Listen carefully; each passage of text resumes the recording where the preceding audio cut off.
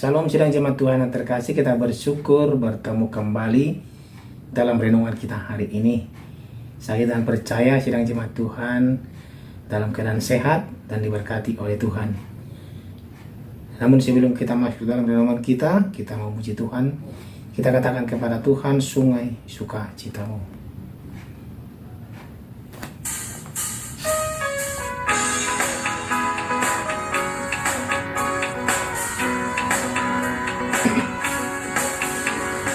Sungai sukacitamu mengalir dalamku. Oh yes, anggur sukacitamu melimpah dalamku.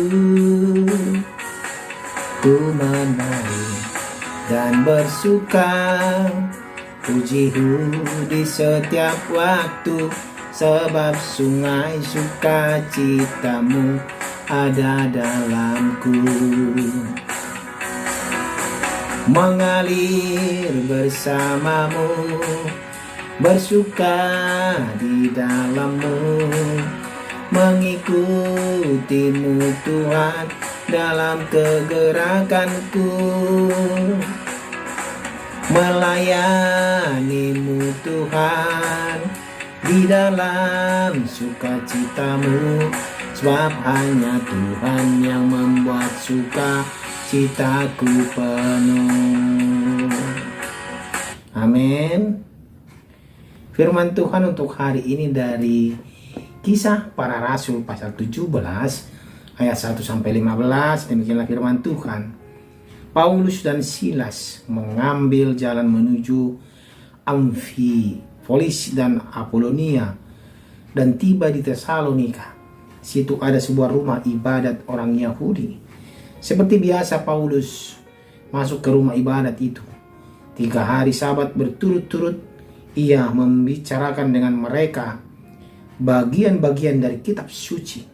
Ia menerangkannya kepada mereka dan menunjukkan bahwa Mesias harus menderita dan bangkit dari antara orang mati.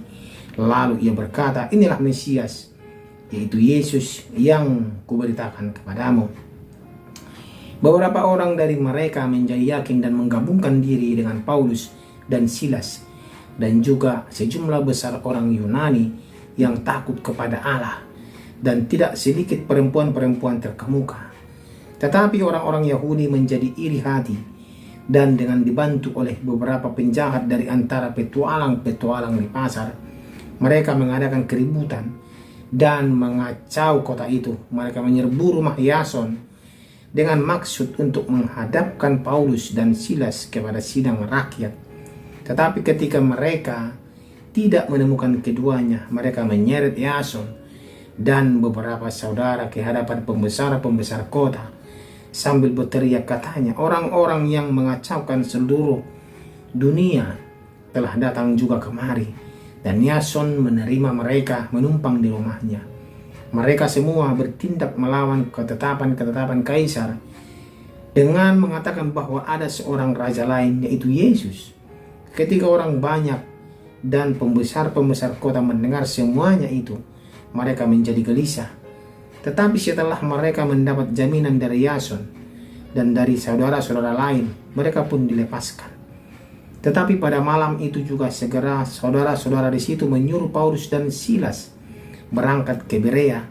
Setibanya di situ, pergilah mereka ke rumah ibadat orang Yahudi.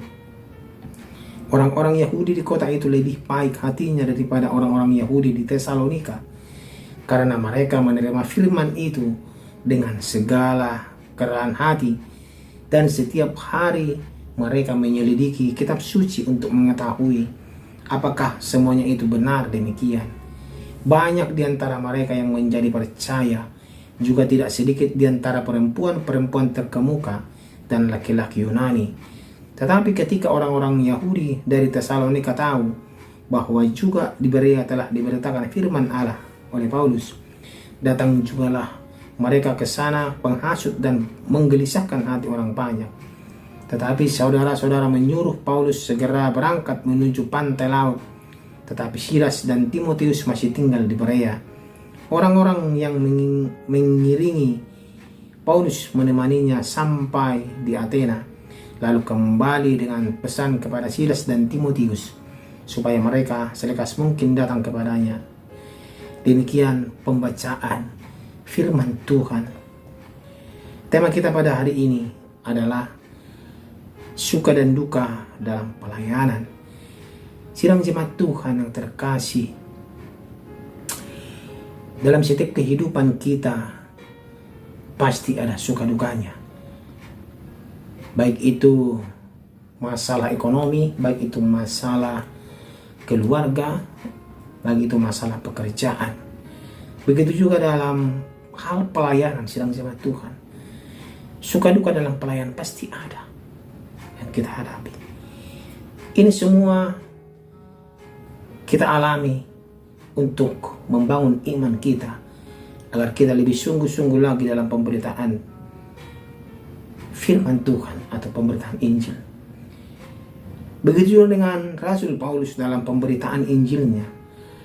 Dalam perjalanannya, kota kedua yang dikunjungi Paulus di dataran Eropa adalah Tesalonika. Tadi kita sudah baca, sidang jemaat Tuhan.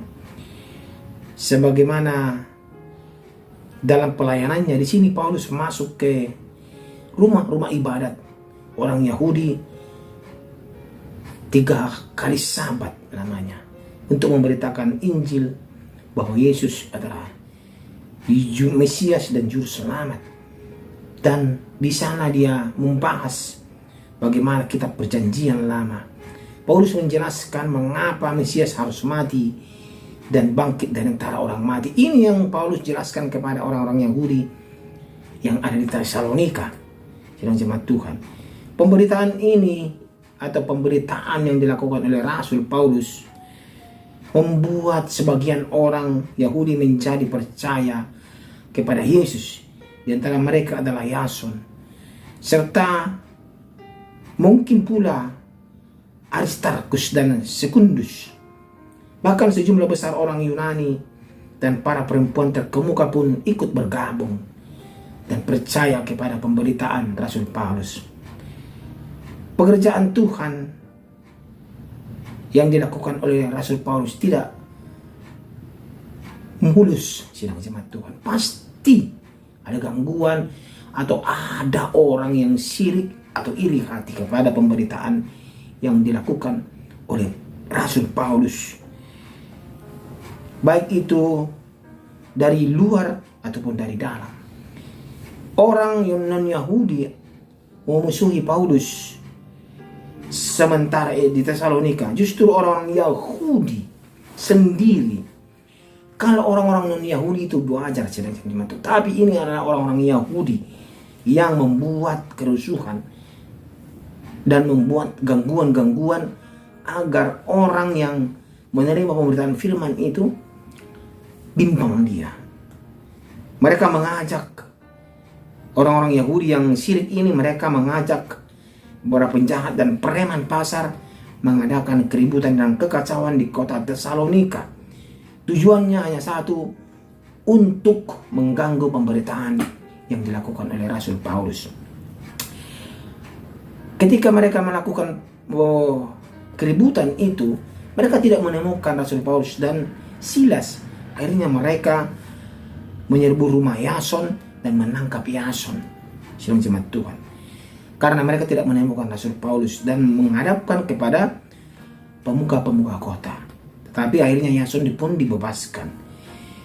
Inilah yang dialami oleh Rasul Paulus. Suka duka yang dialami dalam pelayanannya, sidang jemaat Tuhan. Walaupun begitu, Rasul Paulus tidak akan gentar. Tetapi dia terus memberitakan firman Tuhan. Dan orang-orang yang percaya di kota Tesalonika menyarankan kepada Rasul Paulus untuk pergi ke Berea. Dan sidang jemaat Tuhan, di sini kita lihat bagaimana Rasul Paulus dalam pemberitaannya terus memberitakan Mesias itu siapa, yang juru selamat itu siapa. Dan waktu Rasul Paulus ditolak di Tesalonika, sebagian daripada orang Yahudi menolak dia pergi ke Berea untuk memberitakan firman juga di sana. Dan kita juga melihat bahwa Rasul Paulus tidak gentar sedikit pun sebenarnya dalam pemberitaannya, walaupun ancaman demi ancaman dia terima. Sidang jemaat Tuhan, dalam pemberitaannya banyak orang yang percaya, baik itu non Yahudi dan juga orang-orang pembesar-pembesar pun ikut percaya, dan juga perempuan terkemuka pun ada juga yang percaya kepada pemberitaannya dan diselamatkan. Sidang jemaat Tuhan, di sini kita lihat bagaimana walaupun tantangan, suka duka yang dialami oleh Rasul Paulus dalam pelayanannya, dia tetap teguh dalam pemberitaannya bahwa dia yakin pertolongan Tuhan selalu dia dapatkan, dia peroleh kemanapun dia melangkah. Sedang jemaat Tuhan, dan dia yakin Tuhan selalu memberkati dalam setiap pelayanannya. Begitu juga dengan kita sedang jemaat Tuhan. Dalam kehidupan kita, kalau kita melandaskan kehidupan kita kepada Tuhan, kita tidak gentar walaupun tantangan apapun yang kita hadapi, masalah apapun yang kita hadapi, tetapi kita tegak teguh dalam pemberitaan firman.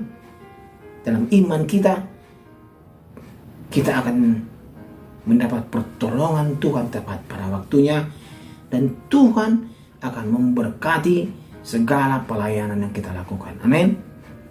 Mari sidang jemaat Tuhan, kita bersama-sama, walaupun dalam kehidupan kita suka dan duka silih berganti datang, namun itu tidak mengurangi sukacita kita dalam pemberitaan firman Tuhan. Kita berdoa, terima kasih ya Tuhan untuk firman-Mu hari ini. Bagaimana Rasul Paulus begitu gigihnya dalam pemberitaan firman Tuhan, walaupun ancaman yang dia terima, tantangan yang dia terima, tetapi dia tidak mau mundur sedikit pun dalam pemberitaan firman Tuhan, yaitu bahwa Tuhan Yesus adalah Mesias dan Juru Selamat. Terima kasih untuk firman-Mu hari ini ya Tuhan. Dalam nama Tuhan Yesus kami berdoa. Amin. Mengalir bersamamu, bersuka di dalam-Mu, mengikutimu Tuhan dalam kegerakan-Mu, melayani-Mu Tuhan di dalam sukacita-Mu, sebab hanya Tuhan yang membuat sukacitaku penuh.